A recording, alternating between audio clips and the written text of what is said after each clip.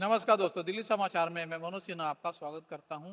आज बात करते हैं, अभी अभी संसद का बजट सत्र समाप्त हुआ है और अगला बजट सत्र यानी दूसरा 9 मार्च से शुरू होगा। लेकिन इस बार जो संसद में जो कुछ कार्रवाई हुई उस पर पूरे देश की नजरें रही, क्योंकि मामला काफी गर्म था। गर्म इसलिए भी था कि इंडो यूएस जो डील हुई थी, ट्रेड डील, उसके बारे में जब भी चर्चा की बातें हुई तब विपक्ष वॉकआउट किया, या तो इतनी बहस गर्मा गई ताकि सत्ता पक्ष और विपक्ष दोनों ही आमने सामने टकरा गए। मैं हमारे मैनेजिंग एडिटर अनुज गुप्ता मेरे साथ हैं, जनसत्ता के वरिष्ठ संवाददाता अमलेश राजू मेरे साथ हैं। तो इन दोनों साथियों के साथ हम बहस की चर्चा शुरू करेंगे और बात करेंगे कि इस बार का जो बजट सेशन जो चला था उसको लोग इसलिए भी याद करेंगे क्योंकि राहुल गांधी ने जो मुद्दे उठाए थे आज वो पब्लिक डोमेन में है। एप्स्टीन फाइल्स हैं, नरवणे की किताब है, और इंडो यूएस डील पर जिस तरह से राहुल गांधी मुखर हुए, प्रखर हुए। वह सबसे पहले जानेंगे अमलेश राजू से कि आखिर राहुल गांधी के भाषण पर इतनी तीखी प्रतिक्रिया क्यों आई है सत्ता पक्ष के द्वारा। देखिए मनोज जी, सबसे बड़ा सब्जेक्ट ये है कि पार्लियामेंट का शीतकालीन सत्र क्यों होता है, पार्लियामेंट का बजट सत्र क्यों होता है। इसको पक्ष और विपक्ष दोनों को जानना होगा। यदि आप सीधे सरकार पर आरोप लगाओगे तो जाहिर है कि सरकार भी अपने पक्ष में बात रखेगी और उसके सांसद बात रखेंगे। मुझे लगता है कि यह बजट सत्र जो है बहुत महत्वपूर्ण बजट सत्र था। देश का भविष्य तय होता है बजट सत्र में। बजट को जो मैं गंभीरता से देख रहा था, महिलाओं के लिए जो इशू है, युवाओं के लिए जो विषय है, किसानों के लिए जो विषय है, अस्पताल खुलने की बात है, तमाम तरह की बजट पर जो बात हुई है, जो हमारी वित्त मंत्री निर्मला सीतारमन ने जो घोषणा की है, उस पर चर्चा होनी चाहिए। विपक्ष को उस मुद्दे को उठाना चाहिए। मैं ये नहीं कह रहा हूं कि विपक्ष अपने मुद्दे नहीं उठाएं, विपक्ष मुद्दे उठाएं, लेकिन विपक्ष भटक जाते हैं। मेरा ये कहना है कि विपक्ष भटक जाते हैं। आप ऐसे ऐसे मुद्दे उठा रहे हो जिससे आम लोगों का कोई सरोकार नहीं है। आप ऐसे एप्स्टीन का मुद्दा उठा रहे हो, आप अमेरिकी डील का मुद्दा उठा रहे हो। इससे आम लोग, दिल्ली के या देश के आम लोग इस विषय को नहीं समझ पाते हैं।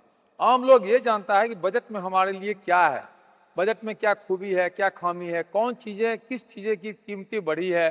तो मुझे लगता है कि यदि आप मुद्दे उठाओगे, मैं पहले भी कहा था, विपक्ष जब मुद्दे उठाएंगे तो उसका जवाब सरकार देगी, और सरकार का कर्तव्य होता है, सरकार के जो नुमाइंदे हैं, जो मंत्री है, वो संबंधित विषय पर जवाब देंगे।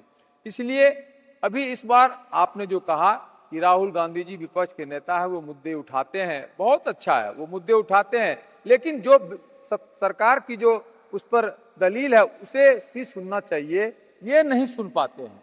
आप दलील को नहीं सुनोगे, आप अपनी सिर्फ ये मुद्दा उठाओगे कि मैं विपक्ष हूं, मैं मुद्दे उठाऊंगा, लेकिन सरकार के जवाब को भी सुनो। तो मुझे यही लगता है कि यह सत्र जो 13 तारीख तक चला, बहुत लंबा सत्र था और बहुत महत्वपूर्ण सत्र था। लोगों को ये उम्मीदें थी, हम लोग पत्रकारिता में थे, तो हम लोग को भी उम्मीदें थी कि इस सत्र में क्या क्या चीज होने वाला है, इस पर क्या क्या अफर्मेटिव बातचीत होगी। ये नहीं हो पाया, और मैं ये मानता हूं कि ये जनता की पैसे से, जनता के टैक्स से जो पार्लियामेंट चल रहा है, संसद चल रहा है, उसमें अफर्मेटिव मुद्दे नहीं उठ पाए।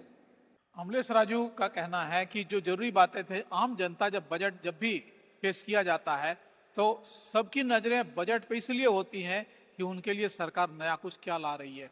लेकिन इस बार उनके लिए बहुत कुछ नया नहीं था, चुनावी बजट नहीं था।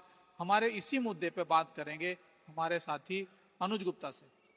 सभी भाई बहनों को मेरा सादर प्रणाम।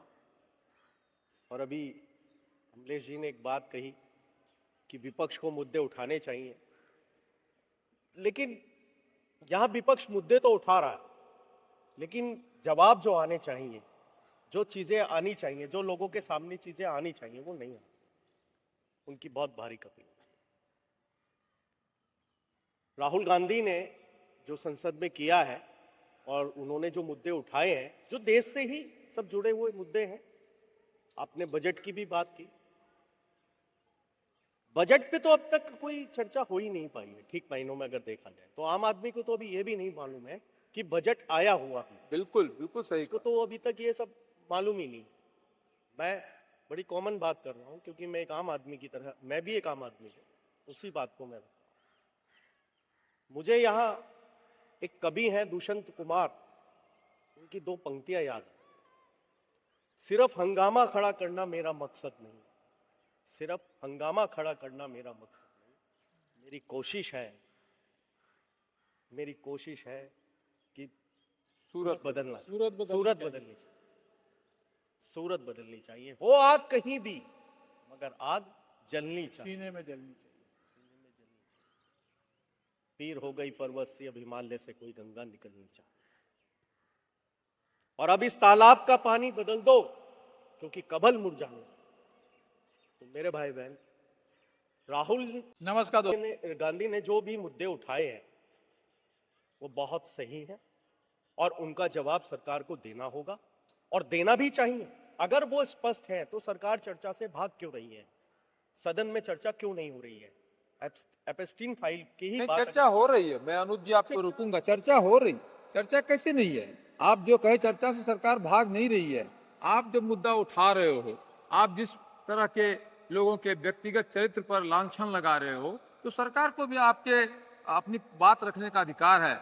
आपके शासन में क्या हुआ, सरकार इस चीज को ला रही है।